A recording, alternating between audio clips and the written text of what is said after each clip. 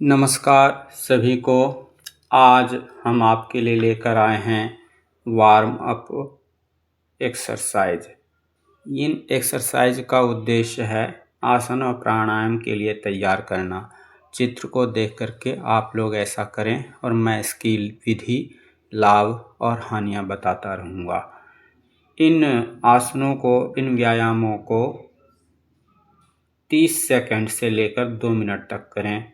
10 से 30 आवृत्ति कर सकते हैं।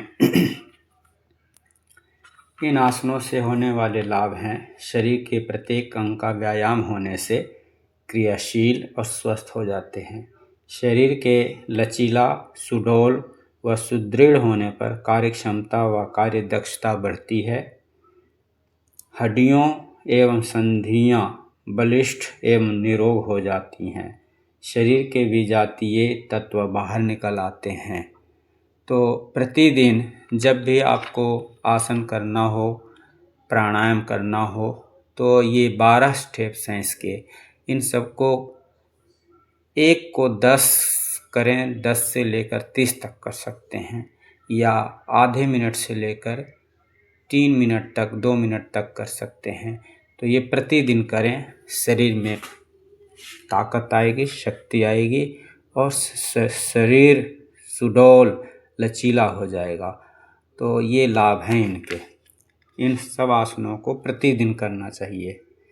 और इन आसनों के बाद आप जो है खड़े होकर के कुछ आसन होते हैं उनको कर सकते हैं। फिर बैठ कर के आसन करना चाहिए, और बैठकर जितने भी आसन किए जाते हैं वो सारे करने चाहिए। उसके बाद फिर पीठ के बल लेट करके आसन करें, फिर पेट के बल लेट करके आसन करें। तो इन आसनों को प्रतिदिन करना चाहिए। अब इसके बाद, इस वार्म अप आसनों के बाद, व्यायामों के बाद कुछ और आसन हम आपको बताते हैं जो आगे आने वाले हैं। उन आसनों को प्रतिदिन करना चाहिए, क्योंकि इन आसनों को करने से लाभ होता है और एक क्रम भी बन जाता है। आप प्रतिदिन इस तरह से करें, और प्रतिदिन इस तरह से करके इसके बाद आप दूसरे आसन कर सकते हैं। इस वीडियो में मैं आपके लिए लेकर आया हूँ कई आसनों को। इन आसनों को प्रतिदिन करें। जैसे हम आगे अभी दिखाने वाले हैं, सुप्त मत्स्येंद्रासन है, उष्ट्रासन है, अर्ध मत्स्येंद्रासन है। उन सब आसनों को इसके साथ जोड़ दिया है, क्योंकि शरीर जब गर्म हो जाता है और अच्छी तरह से वार्म अप हो जाता है, उसके बाद आसन करने में आसानी रहती है। अब ये नृत्य आसन है, तो इस आसन को करने से पूरा शरीर, आप देख रहे हैं कितना हल्का हो जाता है।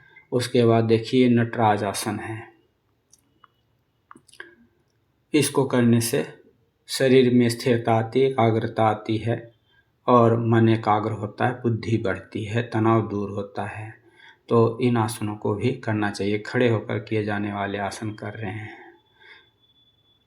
इसी तरह से गरुड़ासन है, उसको भी करना चाहिए। गरुड़ासन करने से यदि हाइड्रोसील बढ़ा हुआ है तो वो नियंत्रित होता है। ये पुरुषों के लिए बहुत ही लाभदायक है, तो इसको जरूर करना चाहिए। ये देखिए, ये है गरुड़ासन। इसको करने से पुरुषों को बहुत लाभ होता है और इससे स्थिरता आती है। बच्चों के लिए बहुत लाभदायक है।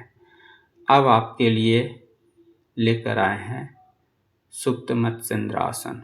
रीढ़ की हड्डी को लचीला और स्वस्थ बनाता है। यह आसन रीढ़ की कसाव को कम करता है और उसकी फ्लेक्सिबिलिटी बढ़ाता है। पाचन तंत्र को सक्रिय करता है। पेट पर हल्का दबाव पड़ने से पाचन क्रिया तेज होती है। कब्ज और गैस की समस्या में फ़ायदेमंद है। मानसिक तनाव को दूर करता है। यह आसन तनाव, थकान और चिंता को दूर करता है। शरीर और मन को शांति देता है। लीवर और किडनी को उत्तेजित करता है। अंदरूनी अंगों पर हल्का मसाज होता है, जिससे डिटॉक्सिफिकेशन में मदद मिलती है। पीठ दर्द और साइटिका में लाभकारी है। निचली पीठ को आराम देता है और साइटिका के दर्द में लाभ मिलता है। ये देखिए उष्ट्रासन है, इस आसन को भी प्रतिदिन करना चाहिए, इससे बहुत लाभ है। कब्ज की समस्या में लाभ मिलता है, पाचन क्रिया में सुधार होता है, पेट और आंतों पर खिंचाव पड़ता है जिससे पाचन बेहतर होता है, छाती और फेफड़ों को खोलता है। इस आसन से फेफड़े खुलते हैं जिससे श्वास लेने में क्षमता बढ़ती है।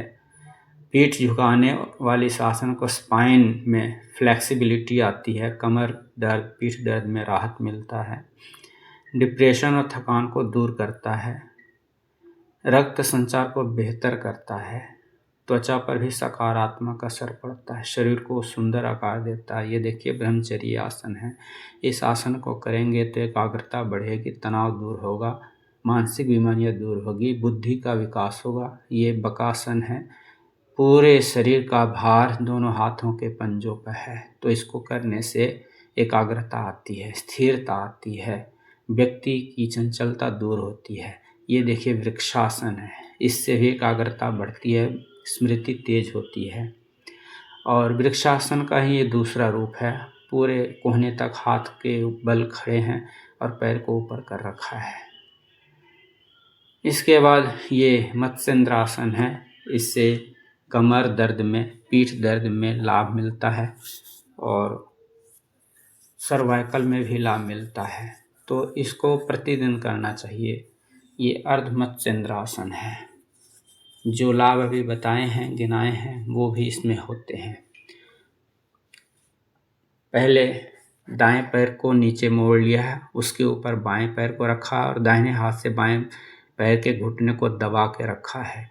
इसको मोटे व्यक्ति नहीं कर सकते, बहुत मुश्किल होता है, शरीर थोड़ा पतला होना चाहिए, तो वो व्यक्ति इसको कर सकता है। फिर दूसरी तरफ से इसको कर लें। मैं आप सबसे निवेदन करना चाहता हूँ कि विभिन्न प्रकार के आसनों को जानने के लिए, देखने के लिए, लाभों को समझने के लिए, विधियों को जानने के लिए हमारे चैनल को सब्सक्राइब करें, वीडियो लाइक करें, ऑल बटन को दबाएं और ऑल करने से आपको सारे हमारे द्वारा जारी किए गए वीडियो प्राप्त होंगे। तो सभी से निवेदन है कि शेयर करें और जो कोई प्रश्न हो तो अवश्य करें। ये देखिए सुप्त वज्रासन है, सुप्त मत्स्येंद्रासन की तरह ही है, इसको प्रतिदिन करना चाहिए।